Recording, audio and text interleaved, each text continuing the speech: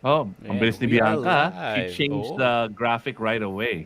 Nako, alam mo, iba dapat mabilis si Bianca dun sa pagpalit ng posters. Kasi napakabilis din ng ating guest ngayong gabi. Nax naman, hayop sa segue. Anong show natin tonight, Jolly? Nako, alam mo ba yung parang anybody who rides motorcycles tapos may Facebook, imposibleng hindi nababalitaan yung recently concluded na Philippine Super Bike Championships. Tapos syempre, guest natin tonight is the champion himself. Yes? Yun na, hanggang doon lang yung spiel ko. All right, we've got TJ Alberto here tonight. Not only is he the PSBK reigning champion, but he's the only international competing rider that I know from the Philippines. And it's really awesome to have him here, fresh from his win. Mhm. Jolly, lonely ba tayo tonight? Tayo lang ba magde-date ngayon o may kasama ba tayo? Ay, oo, meron tayong kasama na host ngayong gabi. Kasi na busy yung ating co-host for the past few weeks. Buti na lang meron siyang oras ngayon at nakasama siya ngayong gabi. Actually, pareho kami nagka-COVID. Yun ang dahilan. COVID? Oo. Ano yun? So Mackie and I got hit, man. But I'm clean and clear already. But ikaw, Mackie, nakamute ka. I don't know Okay kung na ako. nagsasalit. Okay ka Pumalak na? lang ako ng St. Mary's Dry Ginger Ale, pare. St. Mary's Dry Ginger Ale. Siya ba yung sponsor natin tonight? Yan ba yung Ginger Ale of Champions? Oo. Champion to. Alam mo bakit? It Bakit? fights COVID-19. It's prebiotic rich and it has no artificial flavoring. Di ba? TJ, may ginger ale sponsor ka na ba, TJ? Actually, I'm sponsored by a milk tea company. Talaga? Milk tea. Yeah, tea-gum. Non-competing naman yun. Ginger ale to, pare. Siyempre, bagets tayo, kaya milk tea eh. Boba. Oo, ito, to. Healthy. Sabi ni Henorio kasi iba, kaya ka nagkaka-COVID, kulang ka sa ride, sabi ni Henorio. Ride din pag may time.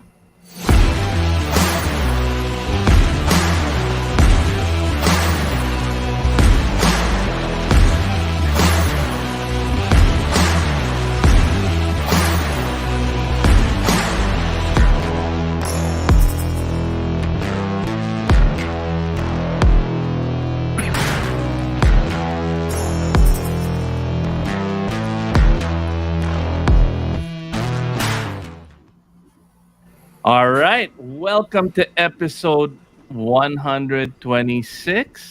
Tama ba, Bianca? Of Tunay na Rider. And we have, let me double check. Yes, I am correct. I am not that old yet.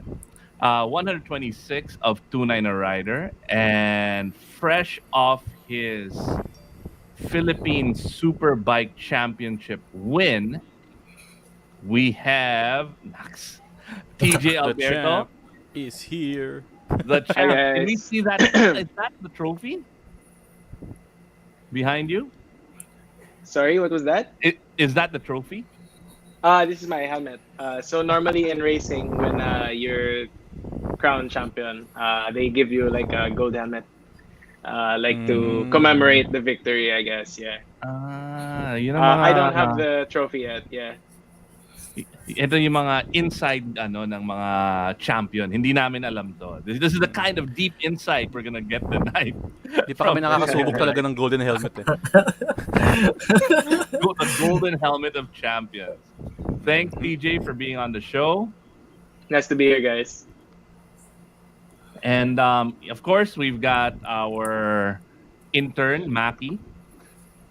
Hey guys, And chugging this now. like I said earlier, I was asking TJ kung may ginger ale sponsor siya Yeah, because no. I was knocked out by COVID the last couple of days, and so was Mackie, and this is what kept me going. No therapeutic ano yung mga routine? There's No, no therapeutic play, ang whatever. St. Mary's Ginger Ale ay hindi gamot o gagamitin pang gamot ng Yeah, yeah. anumang Correct. uri ng sakit. Yun, Mga yun. Yan, Masarap lang, masarap lang. masarap lang siya. Yeah, so there was a little bit of a mix-up because your dad, I invited your dad on the show, and he's like, no, no, no, you gotta have TJ. He just won, and then I go, all right, it'd be awesome if it would be a father and son thing, so we can learn about because your dad is a legend. Toti is a legend, but he kept on saying TJ, TJ. So it was my bad. I thought he was gonna join, but as any proud father, he wants the spotlight on his son. So again, thank you for being on the show, and yeah, let's start. May mga bike news ba tayo? Jolly, ano ba yung balita?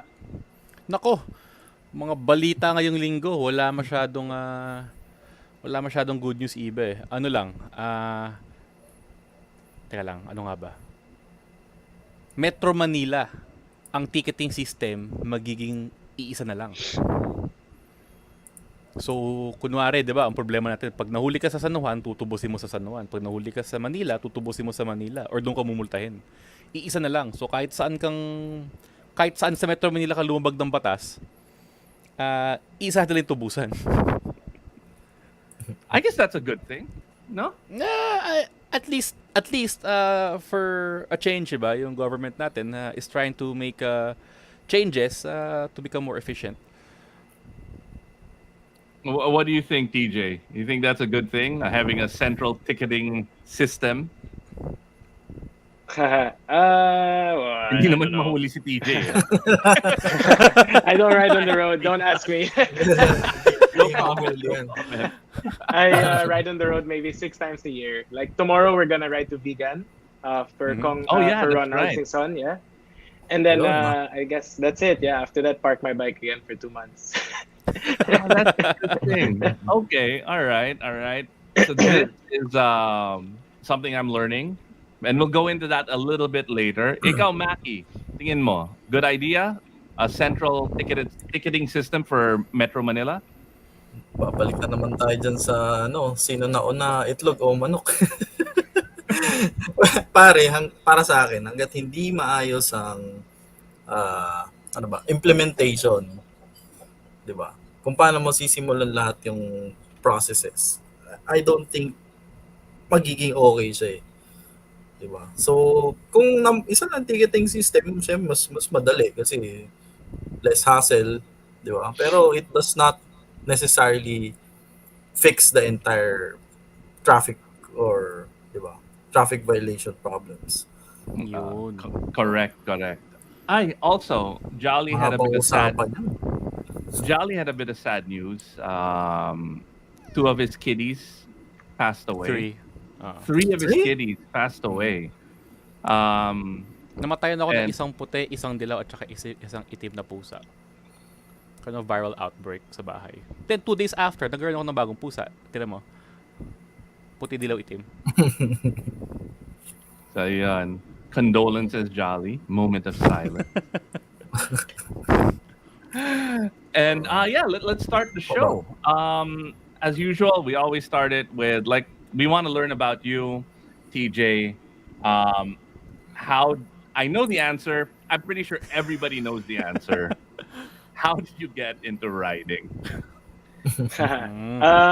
Definitely not through my dad. No. Yeah, It was obviously, an act of like rebellion. Tinatakas mo yung motor, yung Like, mga normal story. well, when I was growing up, no, like 5, 6 years old, my dad was Philippine champion himself, no. So parang natural lang at that age to like, oh, I'll just do whatever my dad does. Diba? Gaya-gaya lang naman yung mga kids, right? So basically, that's what happened to me. And then ginaya ko all the way until where I am now. And then, yeah, so I started of course, my dad taught me how to ride. I actually started off road first before I transitioned into super bike racing when I was 15. Okay, you started off road when you were 15, or you No, no, no. transitioned when you were 15. From 5 years old, I started off road, and then 15, I went to super bike. So at at 15, you were in super bikes. How long have you been Yeah. riding? Oh, that means I've been riding since 5. So I'm So 13, 25, so 20 years. 20 Oh, years of 20 years Yeah, riding. yeah, saddle yeah. time. So it's funny, like people say, "Oh, you're young, you don't have that much experience." But honestly, I have more experience than most guys in their 30s, 40s because I've been riding for 21 years. You have been riding as long as I've been riding, and I'm freaking Yeah, old. yeah. Exactly. Imagine that. It's wild, it's wild. Damn. All right. Pero ano, TJ, hindi ka ba nagkaroon ng resistance from other members of the family na parang nung sinabi mong gusto mo magmotorsiklo? Kasi karamihan ng mga naging guests namin ganoon talaga eh. May resistance talaga sa pagpunta sa paggamit ng motorcycle. Um, Syempre, it's a bit different sa amin kasi syempre racing family kami. Like my mom and dad, they won championships together. And then of course now the whole family races, me, my brother Troy. But syempre I think maybe my mom, syempre kahit papano, kahit racing mom siya, tinatawag ganon.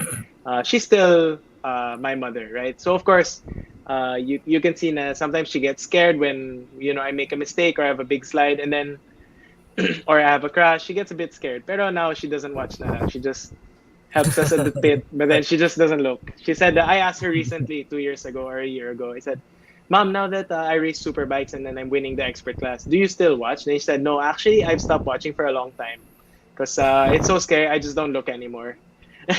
Wow. But still, I mean, even though she's scared, I mean, they're still all out supporting you, which is pretty Oh cool. yeah. I mean, that's unique. My mom is hands-on at the track. She actually manages the team and also manages the pit board. So if you're not familiar, the pit board is the big board that they show like in MotoGP, like to show like +1 to the next rider and behind you and everything. So she does the gaps, but she actually doesn't watch the races because she doesn't want to look. It's too scary though. Okay, you said you're a racing family, and your dad was racing. I remember your dad telling me a story wherein he was the first one to wear leathers on these super bikes, and pinagtatawanan siya ng mga ibang riders. Now, what did you always want to compete? Like when you started riding off-road and then super bikes, was competition part of it? Because like for most people, like Mackie, Jolly, myself, it's really just riding on the street. It's a fun way to get around. It's a fun way to see the country. I never thought about competing. I don't know about Mackie or Jolly, but on the track is a fun holiday. It's a fun thing to do, but I never thought about competing. Were you always in that mindset? Nah, I've got to compete. I want to win. Well, I think it's difficult to say kasi syempre I started racing such a young age. I started riding at 4. I did my first race at 5. So parang, and syempre I was born in the paddock. And not just any paddock, it was a paddock of champions. Like you had my dad in super bikes, and then when we did motocross, we were with Glenn Aguilar, the greatest of all time motocross rider in the Philippines. So parang to me as a kid, competition is just normal. It's just normal. It's yeah, I race. It's just what I do. Wouldn't know any different. In fact, what you're saying na riding for fun, exploring, touring, ride for leisure. I'm actually learning that now that I'm getting older. So it's very different. Yeah. Okay, that's my other question. Imagine that. Do you enjoy riding if there's no competition? Yeah.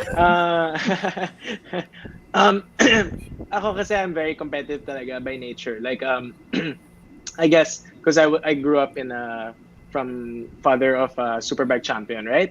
And then my brother races as well. So in the family pa lang, we're very competitive. We always say, like my dad will say, Tej, now you're two-time champion. You're getting halfway now. When you get 4, maybe you can stop listening to me less. But for now, you have to listen to me. Yeah. But like, I'm very competitive talaga. Like, I've also started in the off season now. This weekend I have a bicycle race, so I like to compete. I want to win, right? But at the same time, when I ride on the road, I really enjoy it because there's no pressure. I have a group of friends that I ride with quite regularly. We go up to the mountains or just ride in the city, and we don't even ride fast. Like, we're just riding like as slow as possible, or like super kalokohan riding lang talaga, and we're having such a good time. So yeah, I do enjoy it. Different. That's nice.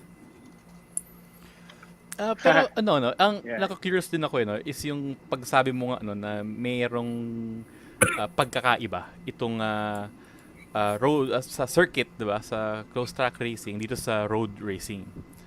Kasi karamihan ng mga usually you would expect na yung mga motorcycle enthusiasts na public road, 'di ba, na mga riders, they will transition slowly to the track. Ikaw baliktad from the track going outside So Towards parang, touring, no? Baliktad. oo, meron bang challenges for you? Like ikaw for you riding in the public roads. Hindi ka ba like naninibago lalo na nasanay ka sa track talaga?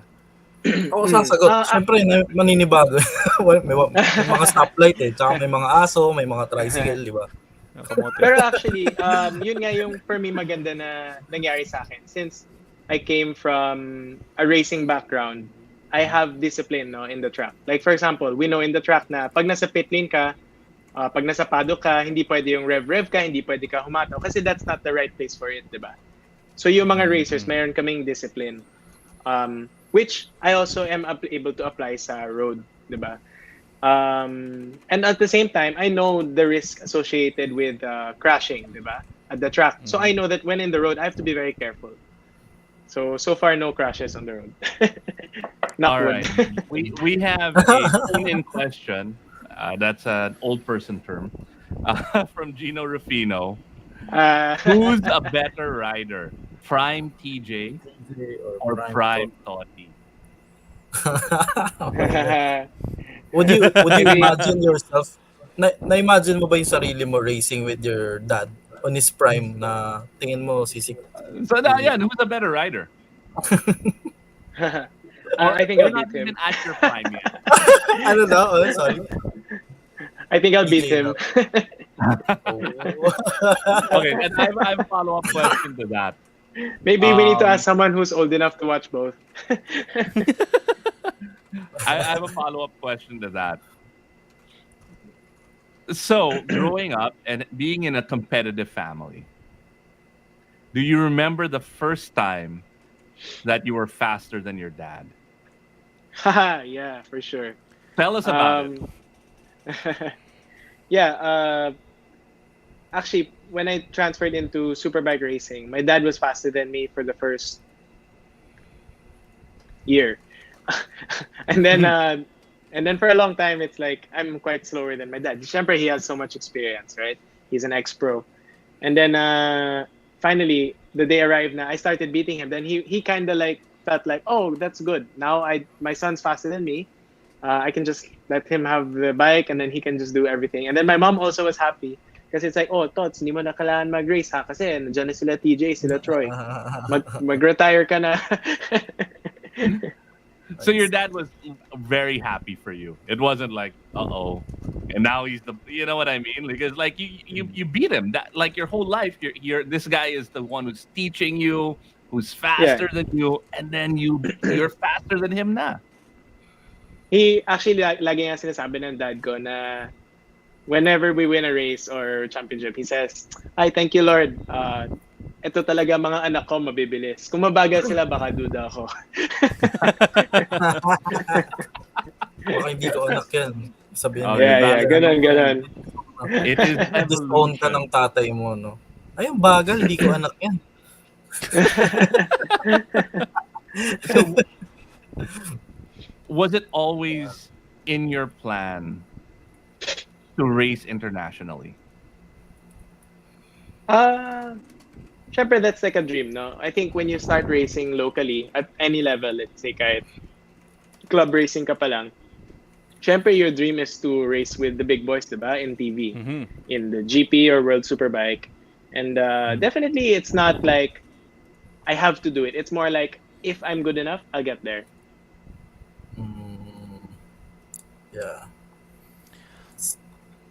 What were the challenges that you faced going to that level to be internationally competitive?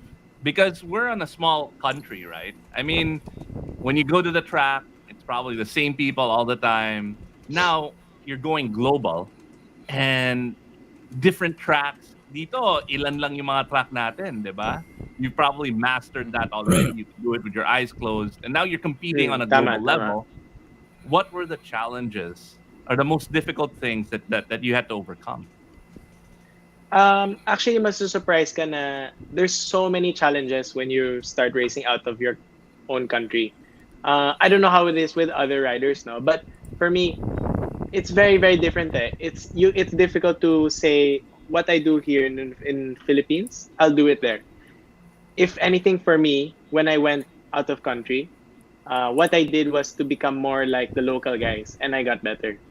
And every little thing will surprise you. Like as simple as eating at the restaurant, the food is different. Going to a hotel, the culture is a bit different. Alam mo yun, all those small things add up to some stress, and then you're not able to perform as normal. But when you kind of become part of that culture or that championship, and then you can finally say, oh, okay, now I'm a world championship rider. I can race here.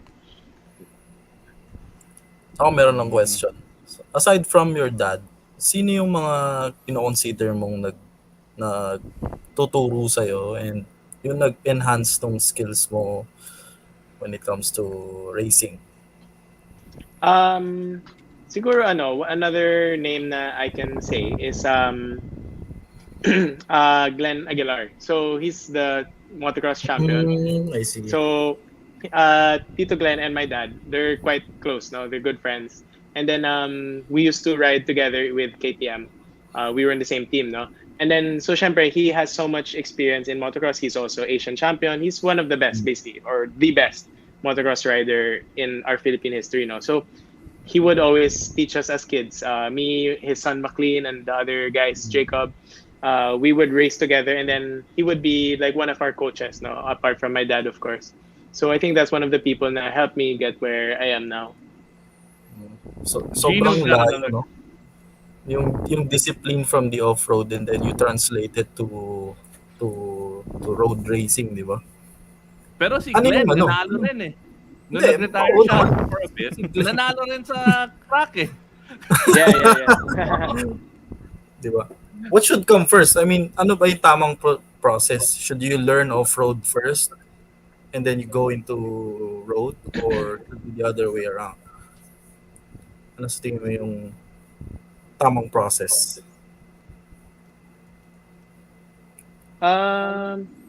I think it's good if you start off-road first. Kasi syempre you're able to learn to slide the bike, no? Which eventually in superbike racing you'll use. Si So, may Gino's mga- got another question. Go ahead, Matty. Hindi, okay na. Basahin na lang natin yung kay Gino. Sabi niya, should the point system of the PSP change? Medyo, I don't get Controversial this. question ba? Technical. Medyo technical to na question eh. Kasi unang Are you paano guys yung point familiar with system the ng point PSBK? Can you please explain the point system first before we Walang talk- context. Walang context tong tanong ni Gino eh. Pero, Oo, eh. diba? Masyadong Gino's insider eh. too deep. Masyadong insider. Syempre.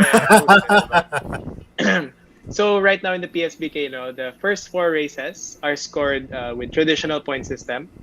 Well, not so traditional because we have 25 for first, 23 for second, and 20 for third. 25, 22, 20. So it's only 3 points from first to second, and then 2 points from second to third. And then so on. It's kind of the same thing until 15th place, I believe. But the last 2 legs, you have a 1.5 points multiplier, which is what Gino is pointing out to. So the point system of the PSBK is not exactly standard to world level, wherein we have the points much closer, and then the last two legs are worth more.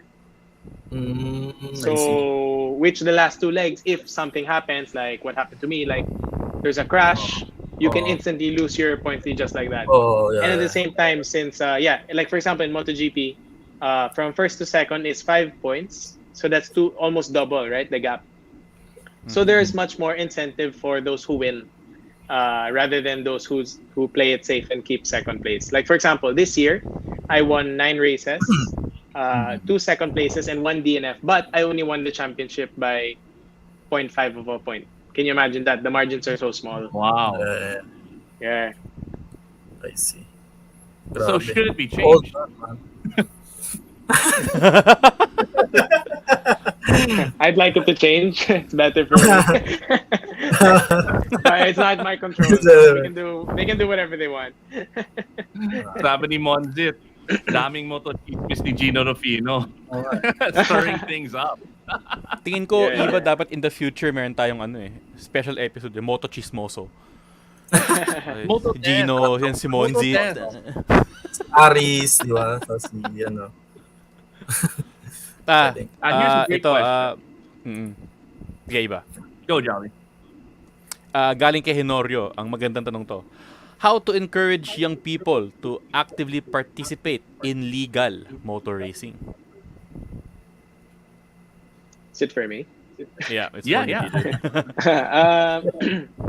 I think for sure, definitely keep it on the track. No, you can start by joining track days. There are small track days. You don't have to join a big race event right away. You can join like a organized track day. You can get a feel for it. Sometimes organized track days, at the end of the day, meron silang parang fun race. No, you can basically try racing at an easy level before you go straight into the national class. Like the, And, the now- Club 200 Moto Relay. Moto Yeah, Endurance yeah. Relay, which is, First sounds like a fun race. Yeah. Yeah. Yeah, maybe not your first race. It's quite long. Endurance race yun. Endurance, yeah. 50 laps, yeah. Ako sa tingin ko, ang daming external factor na kailangang i-consider. For example, yung government support. For example, yung racetracks natin, compared to, hindi ko alam sa ibang bansa, masyadong... We can ask DJ. You don't have to know. How do our tracks compare to other yan. countries' tracks? Yan. Correct. I think our tracks are quite good, honestly. We have it quite easy where in Philippines, no, kahit any day except Monday, you can go to the track, di ba? Bayad ka lang ng, I believe na yun, 2,500 or 3,000 yung track fee, and then ride ka na. Sa abroad, di mo basta-basta magagawa yun. You need to book a schedule na may track day talaga ng day na yun. Hindi lang siya always open yung track. So, it's actually good for us din kasi the riders can always practice. Kahit araw-araw pa sila mag-practice, they can learn so fast. Which is what happened to me. Diba? What if, Unlike in kunyari, other countries, not the same. for example, di ba sa Pilipinas, basketball court, kahit saan ka tumingin, ang dami. Di ba? Kaya ang daming na-involve sa basketball kasi ang daming playground where you can enjoy your sport. So, what if, for example, magkaroon tayo ng racetrack that's very close in Metro Manila, kung saan syempre yung saturation ng market natin, yung mga riders, nandito. Would you think that would help the racing industry if ever we have a racetrack closer in Metro Manila? Makakatulong yan sa mga mayaman. Kasi ang mahal, siguro kung 2,000 doon sa Clark, kung Metro Manila, 10,000 yan. Ang mahal ng lupa. Sa bagay, mahal ang lupa, di ba? Pero yun ganun nga Maki, yung sabi mo nga bawat kanto sa Pilipinas may basketball court Kasi talagang yung attention to the basketball as a sport, malaking bagay Pero dito sa Pilipinas, sa tingin mo ba TJ, yung local racing scene na nabibigyan din ng same amount of attention as other sports? Definitely now it's in a good spot right now, the Philippine Championship. Like now, diba, we have Gino, we have such good commentators. we have Gino, we have Emil, we have Rainiel, and then we have Phoebe. So parang gumaganda yung show, right? Unlike 10 years ago when I started, parang sa kwento lang yung race. Parang, kamusta last race mo? Nanalo ka ba? Ngayon, at least now everyone can watch the races. So the sport is really improving. No, it's true. Jolly was so excited after the championship. Like he was saying how awesome Gino's commentating was, and he was like, "You should have seen the race," and he was explaining it to me turn by turn, and then how you just came out of the back and you just clinched it on the last laps. I mean, it's so exciting, and we've never had that kind of discussion before, diba, Jolly? Actually, first time ko narinig mag-commentator si Gino sa motorcycle racing. Grabe, iba, para akong nanonood ng suspense na You up? movie. Talagang, oo, parang napapakapit ako sa upuan ko eh. Tapos pag sumisigaw si Gino, wow! Ako din parang, wow! Pag ganun ka rin. No! Gets it to Wow. go! Iba ba yun? Iba yata. Hindi, pero tama nga sabi ni Ibe, parang actually in hindsight, kayo ko lang napansin eh. Parang I actually it's the first time I actually enjoyed watching a race, local race that much eh. Talagang parang talagang para ako nanonood ng MotoGP na eh. Yeah, totoo yun. Kasi this year, I think, especially sa Superbike class, the races have been so close. Like, normally, every race is won by within less than a second. While a classic Philippine Superbike race, normally the winning margin is quite big. 5 seconds, 10 seconds, 15 seconds, and then usually the race is over in the first 5 laps. Well, now the races are decided at very tight, no? Yeah. Boring kumbaga sa sport, tambak na, umpisa pa lang tambak na. So parang paano ka gaganahan? Manood. So na yung naging exciting siya. Yeah. It's nice. Maganda yung Comment ni Monzit, English accent na lang ang kulang ni Gino, world class communication. Sabi nga, alam mo dati, nagkakwento kami ni Mel. What if, for example, kasi skate parks naman, ganun din. Parang nagkakaroon na rin ng support na nagbibuild ng skate parks for skaters.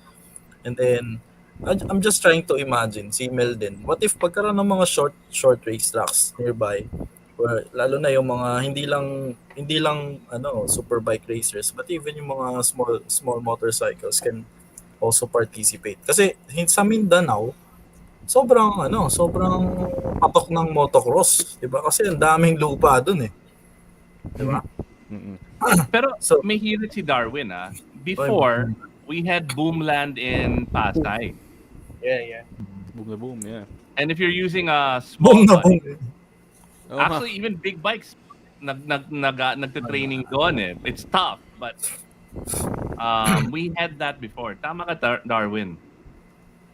And speaking of Darwin, everyone should watch his video. Where's episode 2? Is it out?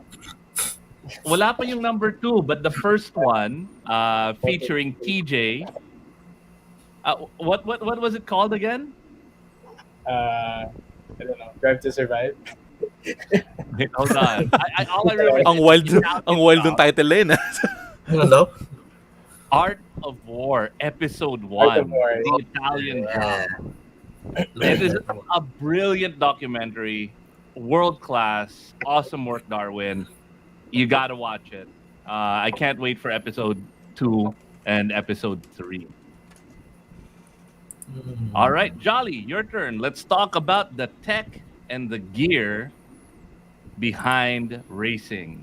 Engineer Jolly. Ayun. Kasi syempre, alam naman natin iba, medyo ibang-iba talaga ang kalidad ng at saka kalibre ng mga motorsiklong ginagamit nila sa racetrack kumpara sa road bikes. Gusto ko lang itanong sana si TJ, no? Ano yung pagkakaiba ng isang kasi alam naman natin ang Ducati by definition talagang high performance motorcycles yun eh. So what differentiates the Ducatis na ginagamit sa professional level racing dun sa mga ginagamit sa kalye? Actually, believe it or not, most don't believe it. But the race bike that we use is quite similar to the street bike, like very, very close. generally, ang pinapalitan lang namin is, of course, the tire. We must use Pirelli slicks as per regulation. We change, of course, the bodywork. No need for headlights and taillights. Um, we open the exhaust, meaning we change from the stock exhaust with catalytic to a slip or a full system. Also saves you a little bit of weight. And then maybe the suspension is already all-ins if you have an S model or R, so we keep that original. And then yeah, that's it. Maybe put aftermarket brake pads, then that's it. Bike is quite similar to standard. Actually, medyo na I'm actually surprised na ganun pala ka-similar yung ano yun. Ang ginagamit. Ako meron akong super noob question. Meron bang parang tawag dito, modifying cap? For example, how far can you upgrade your motorcycle to compete for example, sa PSBK? Meron bang limitation or Okay. all out? In the Philippine Super Bike right now, we don't have a cap like that. The only regulation really we have is that the front fork must remain standard, but you can change the internals, no? And then the weight of the bike and rider must be within 245 kilos after the race. So yun lang yung regulations na quite clear, yeah. The rest is quite open. So kaya nga siya tinatawag na open class, meaning you can do whatever you want. I Start see. with bike, and then bahala ka na. Okay. Yung pala Lagyan mo yun. ng nitros tsaka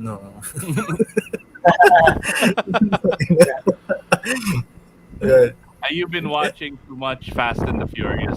No, pare. Puta, pinipindot nung Much definite, yeah. Ano yung mga drag race, di ba? Talagang kargahan ng nitros para lang, I mean, sa atin, di ba, PSBK, yun. Ano pa rin, still proving ground pa rin who's the fastest Filipino locally, di ba? Kaya I'm asking, ano yung limitations when you, kasi I'm sure all the brands are supporting already the PSBK, di ba? And they have their own riders, etc.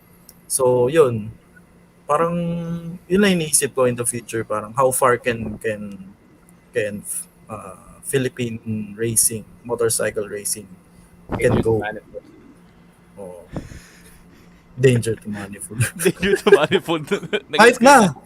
What Mabilis had pa you? rin. First turn lang pare. First turn lang sa na yung makina.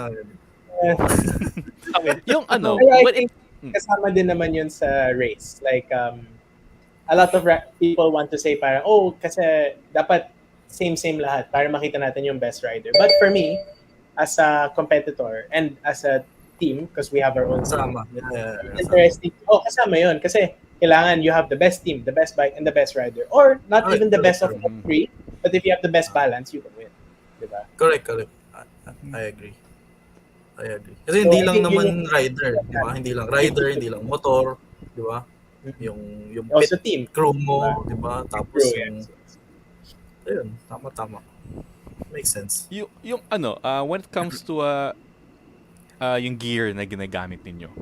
So, what is the difference between the gear na ginagamit sa track and the gear na ginagamit sa kalye?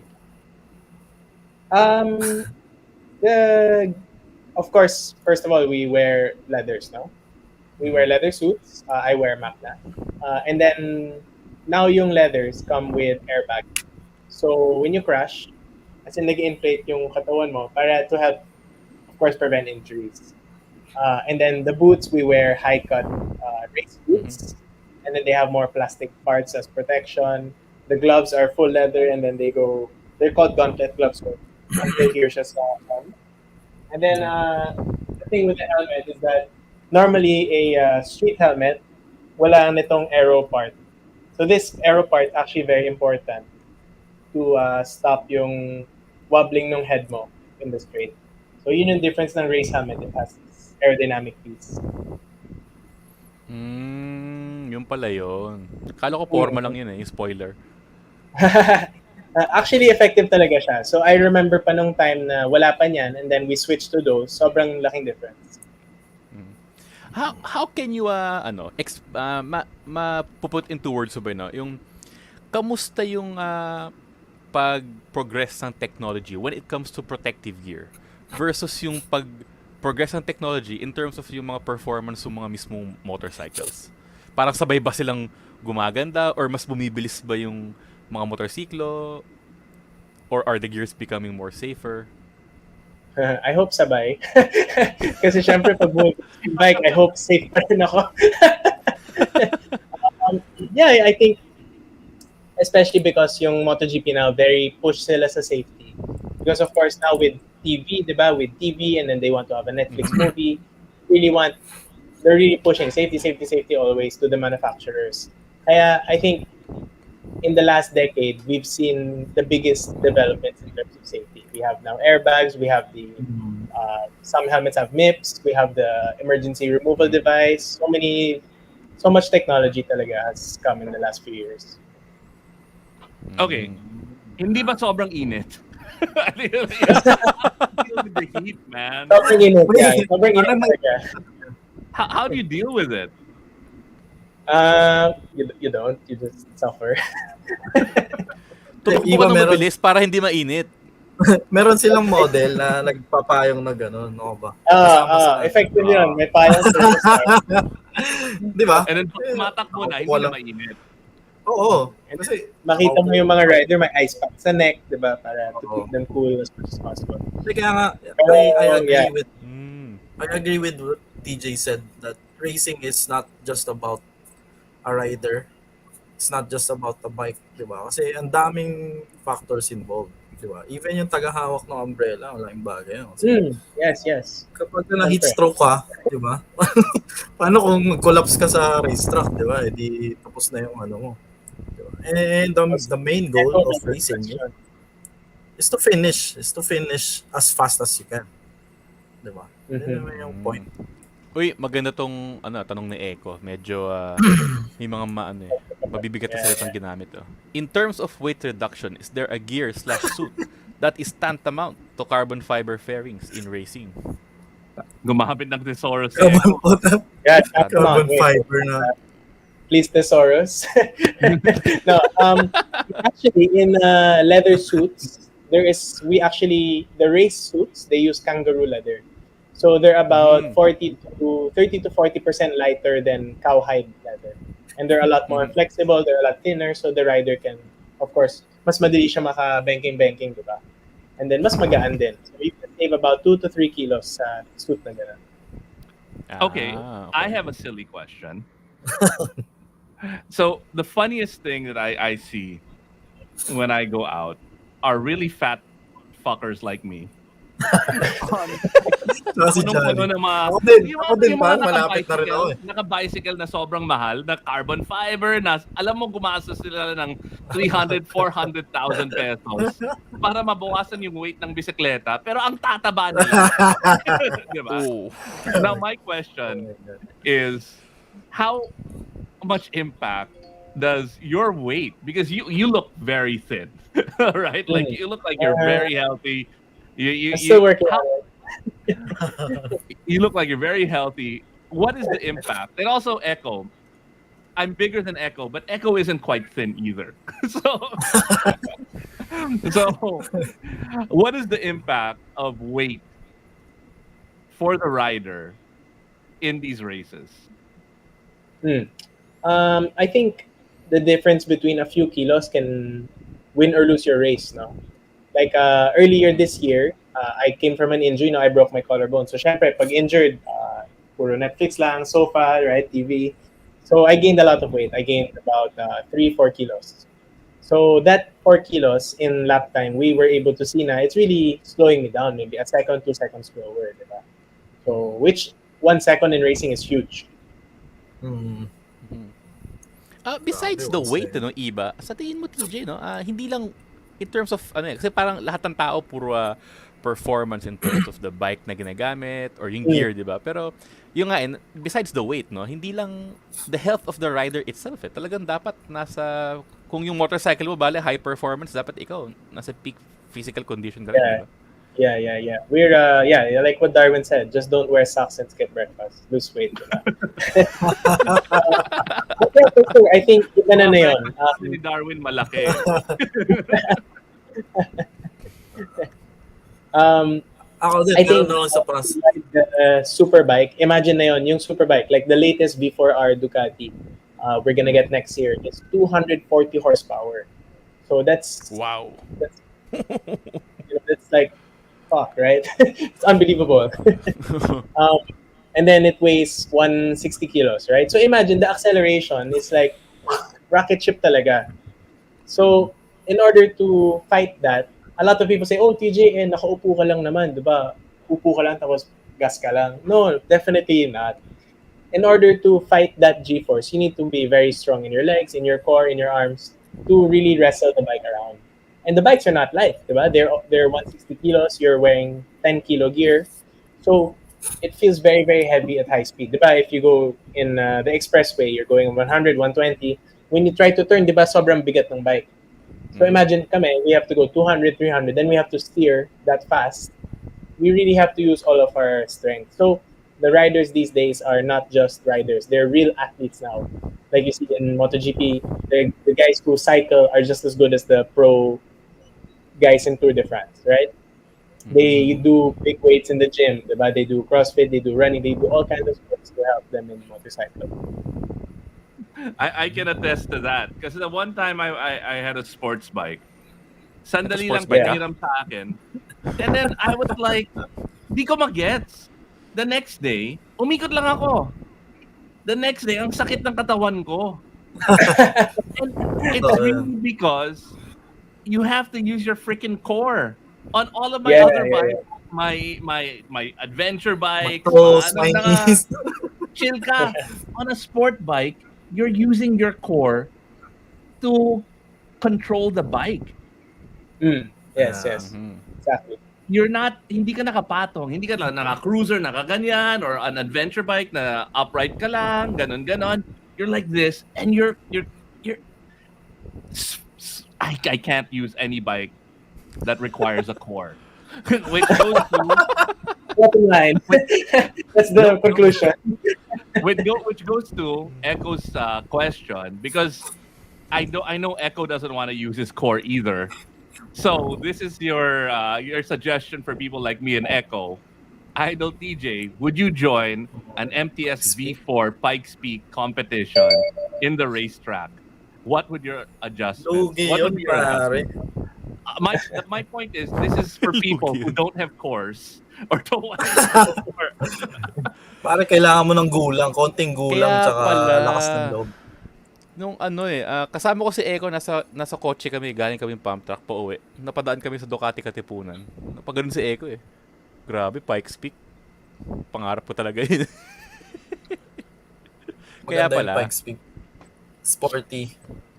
Ano ba? Panigale on stilts. Tama ba? Yep. Yeah, actually, yung Pikes Peak naman is halos same engine ng Panigale. So, I don't know, may adjust pa ba? Yun, Echo. Pang Pikes Peak tayo. Pang Pikes Peak Oh, tayo. tama. Pero- Core Pikes Peak. Pang Pikes Peak lang kami. Speaking of different bike genres, TJ, sa tingin mo ba, nakikita mo ba yung sarili mo na babalik ka sa like motocross racing or any other form of riding disciplines? Nakikita mo ba yung sarili mo sa mga Ducati Scrambler or sa Javel? Actually, ang personal bike ko is hypermotard, no? So, it's actually upright. Yeah. Actually, para siyang dirt bike na for the street, diba? Supermoto. Mhm. And syempre, yung dirt bike is really my first love, diba? I raced motocross for a very long time before I switched to road racing. And I still do it until now. So, yun yung parang when I want to relax and just enjoy, I ride in the dirt, diba? Laro sa putikan. Mhm. Okay, so I've got another question. What's in your garage? At What are home, your bikes I mean, the bikes that you love using at home. yeah. On track, nagsusupermoto racing ka ba? What do you use to buy groceries? I mean, what are the bikes that you have in your garage that you use? So my personal bikes in the garage, just I have my hypermotard and my beta dirt bike, right? But of course, we have EtoJet scooter, which I use to go to the mall. I like to ride motorcycles as much as possible kasi grabe talaga yung traffic eh. So I take that for errands, grocery, diba? May bibilin lang or whatever. And then my mom has her monster here. We have a 696, like 10 years old na. My dad has a Pikes Peak, and we have too many bicycles. We're super into cycling also. So for you, it's really the beta off-road, Italjet for the city. Yeah, yeah. And then actually, my hypermotor, Yeah, I ride it. hypermotard. Yeah, yeah. sabi ni Jacob Orbe, I think his favorite bike now is a gravel bike. Yeah. Okay, so may tanong rin si Echo. If Okay. hindi panigale, what's your second weapon of choice for superbike racing? Kahit engine type lang. Oh, you know, That's a good like question. other super bike. I don't know. I think kasi let's sige, kunyari. Comment. Kunyari, you don't, you're not riding for a brand. Diba? yeah. I think Engine type na lang. I think Gravel I'd like bike to yung stay with the V configuration engine. Kasi yung the V4, I've already developed my style not to use the torque. Kasi a V4 engine has more torque than a inline 4, for example, like BMW, Yamaha, Suzuki, all the other brands have a like inline configuration, no? So that requires a different kind of riding style, which I think for me it would be difficult to adapt to. So if I had to change, I'd choose another V or Before L then. type. Yeah. LC8 daw. sabi ni Eko. hindi ko na papakita yan.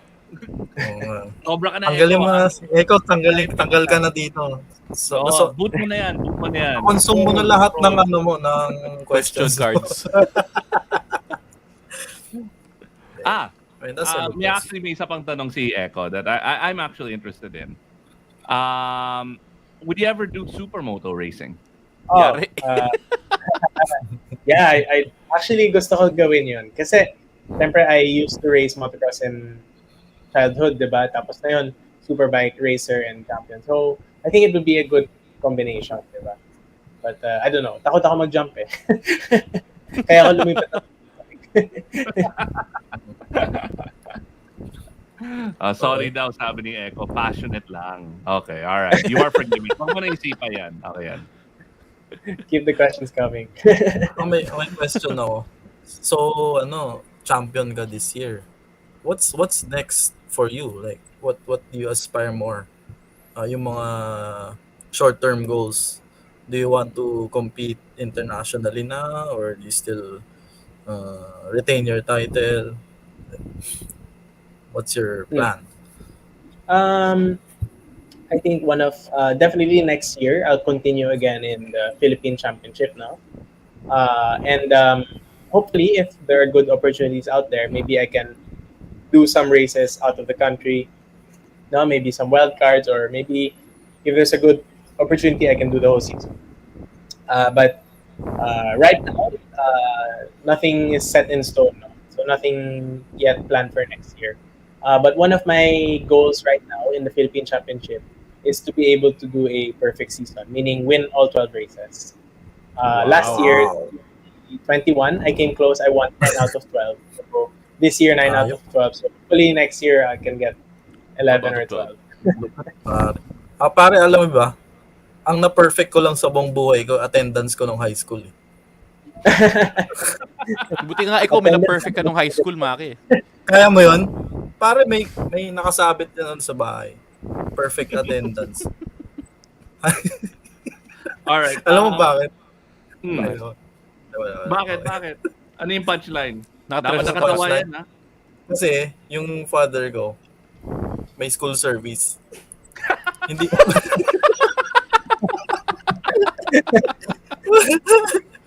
Pare, araw-araw umaalis yun. Di ba?